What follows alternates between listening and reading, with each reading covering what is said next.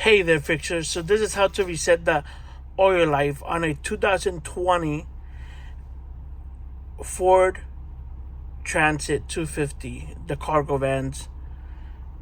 I think you could do it with the passenger vans too, but this is how to do in this one. So you're gonna look at these switches right here and the dashboard. So you're gonna go down until you find settings.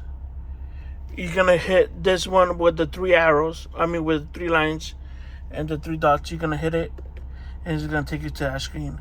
You're gonna, where it says information, you're gonna hit OK, the center one, and then you got the pressure, tire pressure, and the oil life.